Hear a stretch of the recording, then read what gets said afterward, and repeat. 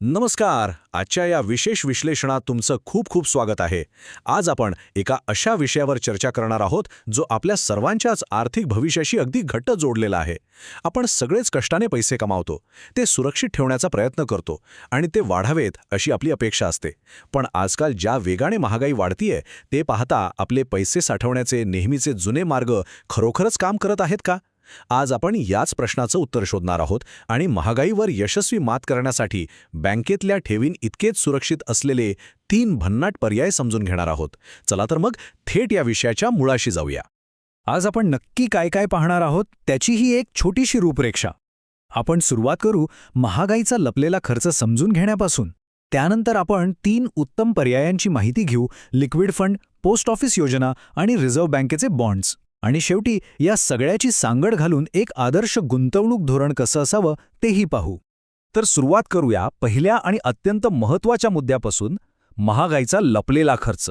आपल्याला नेहमी वाटतं की बँकेत ठेवलेले आपले पैसे एकदम 100% सुरक्षित आहेत, बरोबर? पण हा विचार एकदा पुन्हा करून बघा. बँकेत ठेवलेले पैसे खरंच सुरक्षित आहेत का? बँकेतल्या पैशांचा आकडा जरी तोच राहत असला तरी त्या पैशांची खरेदी शक्ती, म्हणजे त्यातून वस्तू विकत घेण्याची ताकद, काळानुसार वेगाने कमी होत असते. आणि खरं सांगायचं तर पैशांचं मूल्य कमी होण्याची ही जी प्रक्रिया आहे ना, तोच आपल्या बचतीसाठी सगळ्यात मोठा आणि लपलेला धोका असतो.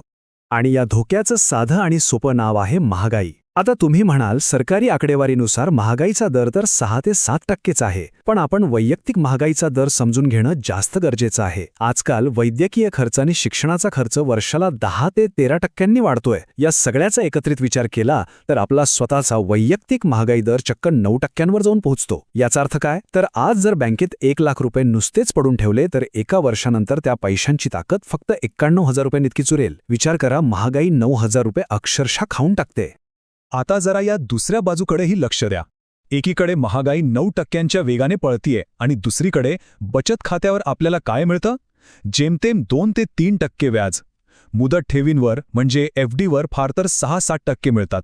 पण गंमत बघा, त्याच बँकेकडून आपण कर्ज घ्यायला गेलो तर बँक 9 ते 12% दराने व्याज वसूल करते. म्हणजे थोडक्यात सांगायचं तर आपलेच पैसे बँकेत ठेवून महागाईच्या तुलनेत आपलं मोठं नुकसान होतंय आणि बँक त्याच पैशांवर दुसऱ्यांना कर्ज देऊन जास्त व्याज कमवतीये. म्हणूनच आपल्याला आता अशा पर्यायांची गरज आहे जे बँकेइतकेच सुरक्षित असतील पण परतावा जास्त देतील. मग यावर उपाय काय? चला पाहूया आपला पहिला पर्याय, लिक्विड म्युच्युअल फंड. आता म्युच्युअल फंड हा शब्द ऐकून लगेच जोखीम किंवा शेअर बाजाराचा विचार करू नका. या फंडांमधली सर्वात रंजक गोष्ट म्हणजे त्यांची सुरक्षितता. लिक्विड फंड्स तुमचे पैसे शेअर बाजारात अजिबात गुंतवत नाहीत. ते आपले पैसे अत्यंत सुरक्षित अशा अल्पमुदतीच्या सरकारी ट्रेजरी बिल्समध्ये आणि ज्यांना A रेटिंग आहे अशाच नामवंत कंपन्यांच्या बॉन्ड्समध्ये गुंतवतात. आणि विशेष म्हणजे या गुंतवणुकीची मुदत फक्त 90 दिवसांची असते. त्यामुळे व्याजदरातल्या चढउतारांचा यावर कोणताही परिणाम होत नाही. हे खरोखरच बँकेच्या ठेवीइतकेच सुरक्षित मानले जातात. या फंडाची वैशिष्ट्ये खरोखरच लक्ष वेधून घेणारी आहेत. बचत खात्यातल्या 2-3% तुलनेत इथे आपल्याला साधारण 6 ते 7% परतावा मिळतो. आणि याचा सर्वात मोठा फायदा कोणता माहितीये? तर उच्च तरलता, म्हणजे लिक्विडिटी. पैशांची अचानक गरज पडली, काही काळजी नाही. इथे कधीही पैसे काढण्याची सुविधा असते आणि एका दिवसात ते थेट तुमच्या बँक खात्यात जमा होतात. फक्त सुरुवातीच्या 7 दिवसांसाठी अगदी नाममात्र एक्झिट लोड लागतो, पण 7 दिवसांनंतर कोणताही लॉक इन नसतो. जे पैसे बँक खात्यात उगाच पडून राहतात ते इथे अगदी सुरक्षितपणे आणि जास्त वेगाने वाढू शकतात. आता वळूया दुसऱ्या पर्यायाकडे, पोस्ट ऑफिस योजना. ही योजना म्हणजे post office monthly income scheme, ज्याला आपण शॉर्टमध्ये POMIS म्हणतो. बँकेच्या FDसाठी हा एक अत्यंत मजबूत आणि पूर्णपणे सरकारी पाठबळ असलेला पर्याय आहे. जर तुम्हाला शेअर बाजाराची कसलीच जोखीम नको असेल आणि 100% सरकारी हमी असलेला निश्चित परतावा हवा असेल तर ही योजना तुमच्यासाठी अतिशय उत्तम आहे. याचे तपशील बघितले तर लक्षात येईल की यात सध्या 7.4% इतका खात्रीशीर वार्षिक परतावा मिळतोय. आणि सर्वात भारी गोष्ट म्हणजे हे व्याज वर्षाच्या शेवटी नाही तर दर महिन्याला मिळतं. त्यामुळे महिन्याचं बजेट चालवण्यासाठी किंवा ज्येष्ठ नागरिकांसाठी याचा खूप चांगला उपयोग होऊ शकतो. पण हो, एक गोष्ट लक्षात ठेवा, या योजनेत 5 वर्षांचा लॉक इन कालावधी असतो. जर तुम्ही 1 ते 3 वर्षांच्या आत पैसे काढले तर 2% दंड आकारला जातो. म्हणून जे पैसे पुढची 5 वर्ष लागणार नाहीत तेच यात गुंतवणं शहाणपणाचं ठरेल. यात एका व्यक्तीला 9 लाख रुपये आणि जर जॉईंट अकाउंट असेल तर 15 लाख रुपयांपर्यंत गुंतवणूक करता येते. आता पाहूया आपला तिसरा आणि आजच्या विश्लेषणातील शेवटचा पर्याय, RBI फ्लोटिंग बॉन्ड्स. हे आहेत स्वतः रिझर्व्ह बँक ऑफ इंडियाचे फ्लोटिंग रेट बॉन्ड्स. हे थेट भारत सरकारचे बॉन्ड्स असल्यामुळे याला सॉव्हरेन गॅरंटी मिळते. सोप्या भाषेत सांगायचं तर तुमचं मूळ भांडवल जगातल्या इतर कोणत्याही ठिकाणापेक्षा इथे सर्वात जास्त सुरक्षित असतं. आता याला फ्लोटिंग रेट का म्हणतात? कारण याचा व्याजदर फिक्स नसतो, तर तो नॅशनल सेव्हिंग सर्टिफिकेट म्हणजेच NSCच्या व्याजदराशी जोडलेला असतो. NSCचा जो काही दर असेल त्यापेक्षा कायम 0.5% जास्त व्याज ह्या बॉन्ड्समध्ये मिळत राहतं. तर इथला सर्वात कळीचा आणि महत्त्वाचा मुद्दा हा आहे की सध्या या बॉन्ड्सवर मिळणारा परतावा चक्क 8.05% इतका जबरदस्त आहे.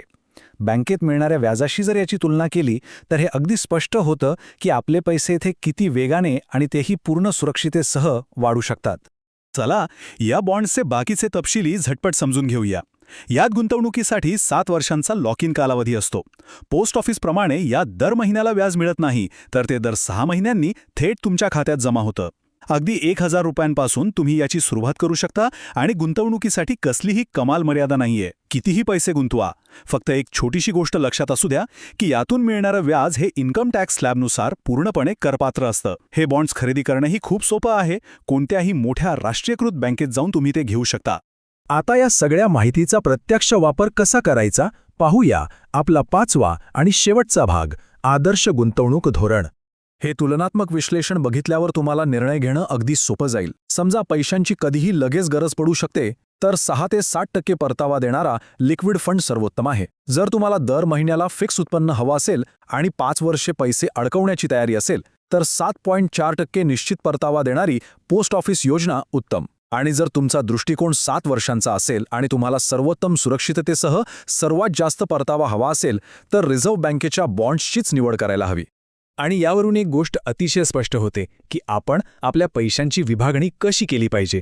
सगळेच पैसे नुसते बँकेत ठेवण्याऐवजी एक साधी पण अतिशय प्रभावी 3 टप्प्यांची रणनीती वापरा. पहिली पायरी, एका महिन्याच्या खर्चापुरतेच पैसे नेहमीच्या बँक बचत खात्यात ठेवा. दुसरी पायरी, जे पैसे नजीकच्या भविष्यात लागू शकतात पण आजच तातडीने नको आहेत ते बँकेतून काढून लिक्विड म्युच्युअल फंड्समध्ये वळवा. आणि तिसरी पायरी, जी तुमची दीर्घकालीन बचत आहे, जिला पुढची 5 ते 7 वर्ष हात लावायचा नाही, ती पोस्ट ऑफिस किंवा RBI बॉन्ड्समध्ये गुंतवा. अशा हुशार विभागणीमुळे तुम्हाला उत्तम परतावा आणि सुरक्षितता या दोन्ही गोष्टी एकाच वेळी मिळतील. शेवटी जाता जाता हा एक अत्यंत महत्त्वाचा प्रश्न नक्की विचारात घ्या.